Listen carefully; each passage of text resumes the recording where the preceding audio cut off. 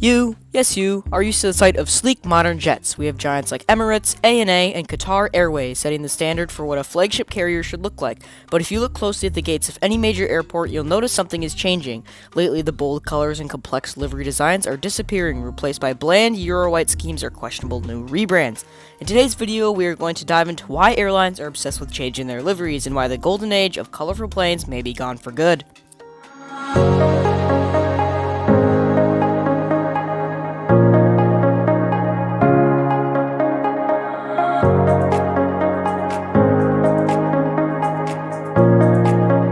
To understand why liveries are changing so fast in 2026, we first have to look where it all started. Back in the day, airlines essentially used their planes as flying billboards. Think of the bright orange jelly bean planes of Braniff International or the iconic polished metal of American Airlines.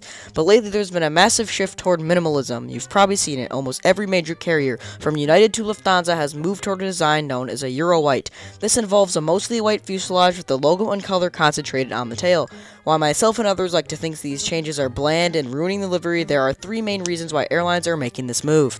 The first reason is actually mathematical. Most people don't realize that airplane paint is very heavy. A standard Boeing 737 uses about 50 gallons of paint, adding roughly 400 to 600 pounds to the aircraft's overall weight. But for a massive Boeing 747, that paint can weigh over 1,200 pounds.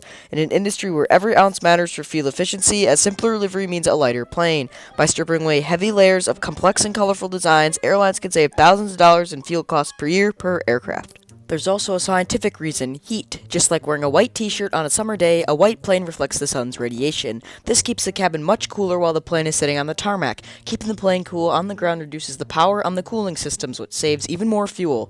Finally, there's the business of aircraft leasing. In 2026, more airlines than ever are leasing their planes rather than owning them completely. A Eurowhite livery makes it much cheaper and faster to sell a plane from one airline to another. Instead of a $200,000 strip and paint job, a new operator might just need to swap the tail logo and the decals. However, not all airlines are changing to Eurowhite. Some airlines are using liveries to signal a complete change in identity. For example, Air India recently changed its decades-old livery to a bold red and gold design to signal its transformation under the Tata Group. However, German carrier Condor went in the opposite direction, painting their planes in bright, tacky, multicolored stripes. The Condor livery change has created some interesting opinions among us aviation enthusiasts, calling it the flying candy cane or just ugly. In my opinion, it really does suck. Like, Condor's livery was much better than the new stripes. Like, bro, like what is this? In my opinion, a lot of airlines fixed their liveries with the change. For example, American low-cost carrier Southwest Airlines really nailed it with their rebranding. Going from the bland canyon livery to the vibrant heart livery, this made the airline much more recognizable and loved among aviation enthusiasts and the general public alike.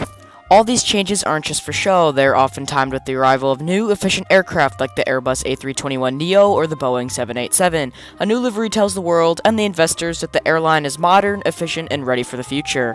However, changing a livery is no small task. To repaint a single narrow-body jet like an A320, an airline is looking at roughly $50,000. But for a wide-body 777 or an A350, that price tag jumps to $200,000 or more.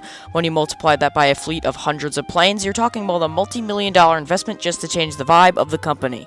The sky is looking a lot different than it did 10 years ago. Whether it's to save on fuel, stay cool, or signal a new brand era, the way an airline paints its planes is one of the most calculated decisions in the business. But still, Condor's new livery is still really bad, like, ugh. Brother, ugh.